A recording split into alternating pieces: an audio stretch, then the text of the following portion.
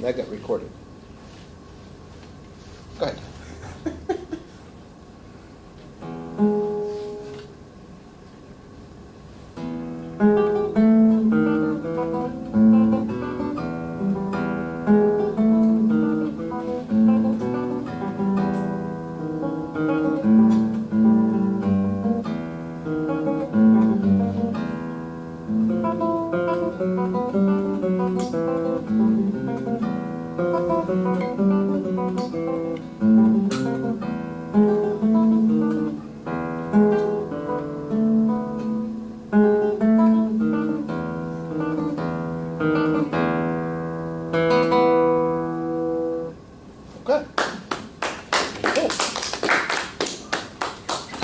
So let's go ahead and kind of talk a little bit about playing fast. Would you do the honors of holding the camera? Don't stop it.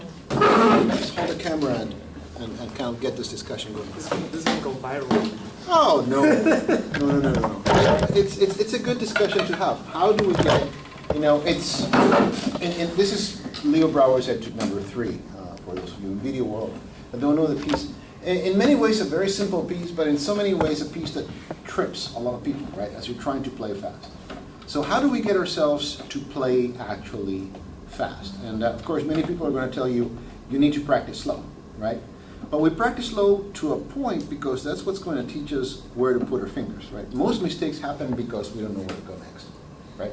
So now, let's actually do that. Let's try the opening statement very slowly so that you are absolutely secure of where you're going to go.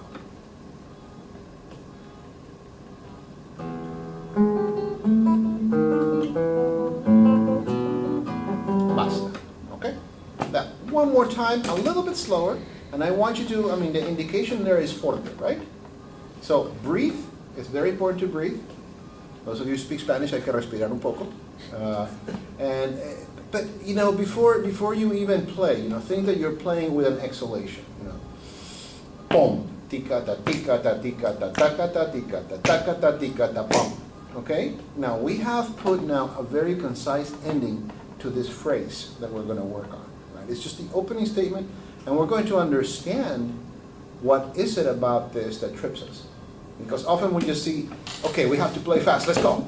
Right? But before we do that, we have to understand what could be tripping us. So now, just in that opening statement, play it one more time, but play it this time looking for what is it that might trip you.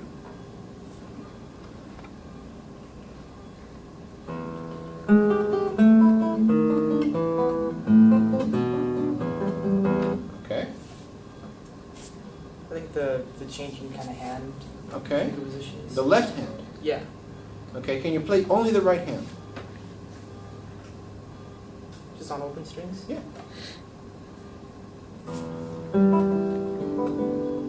That's not quite right. Relax. Boom. Tika ta tika ta tika ta tika.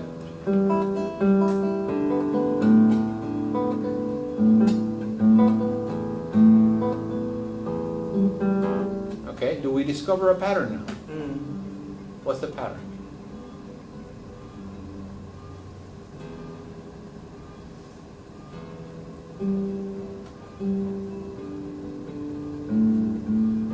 E doubles bass note. It's the same 2 strings, yeah, for 2 beats in a row, right?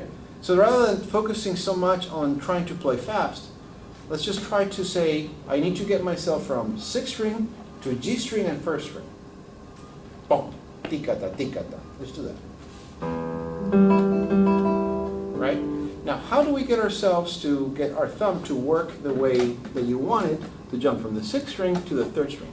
I would say that that's one of the first things that's going to trip you.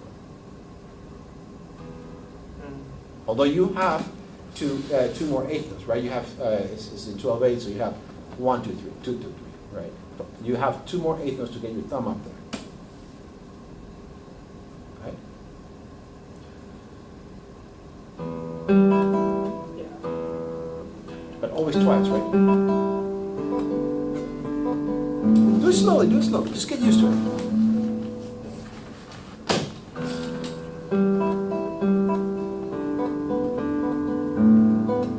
Right, so your treble stays the same, right? So that's a little bit of change, right? You go third and first string twice, then fourth and second string twice, and then he breaks the pattern. You stay on the second string, but you move to the fifth string, and then you go to the sixth string. And that is, in essence, what trips the most people, is actually changing strings.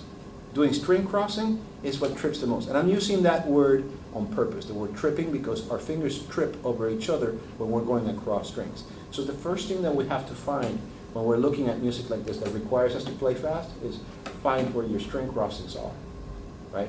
With that in mind, you need to put a few reps in to be very aware of where your string crossings are and that you're crossing at the right time and at the right moment.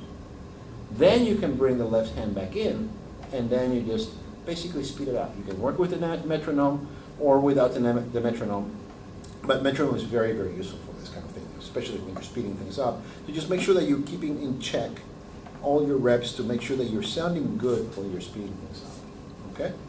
Another thing that we could do to help us in playing fast is basically that concept that helps us play fast without playing fast, which is... Oh yeah, plant muting. Right on, okay? So how would you apply plant muting?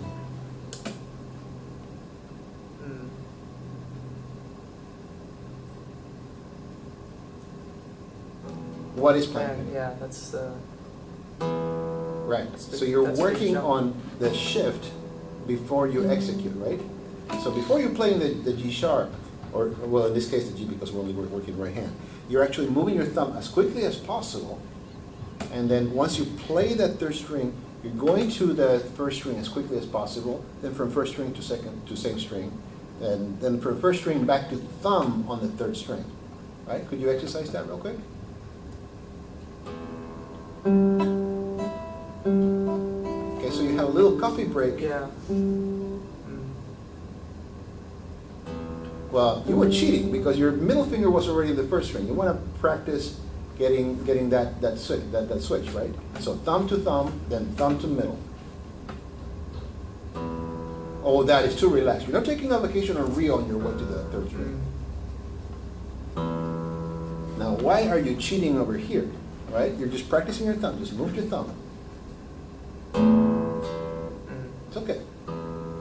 That sixth string needs to ring through the whole measure anyway. Right?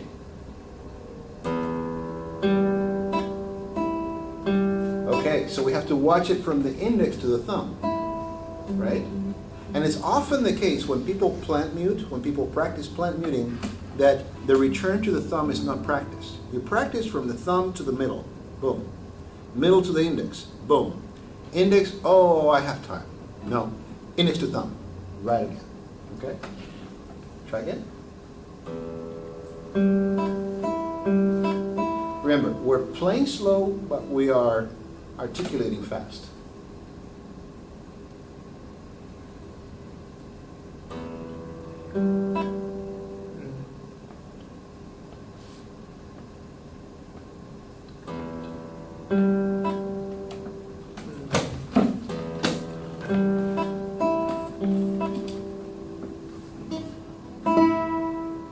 Right? So you want to do something like this, right? Go from the sixth string to the third string immediately, right? Right? Very well. Then third string to first. First to first. First to third. Right? That's how fast you're going to get it without having to think too much, right? Well, actually, with thinking too much, but making sure that you're always exact of where you need to be. Right?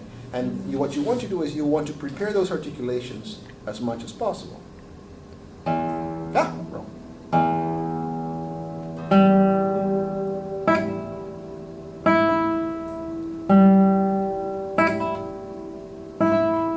And then it was the third string, right? The fourth string. And then fourth to second. Fourth string. To fifth string.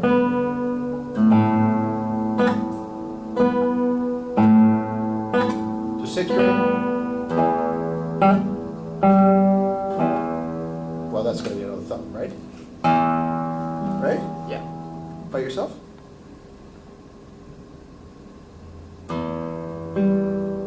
See, you're immediately trying to play fast, right? It's just.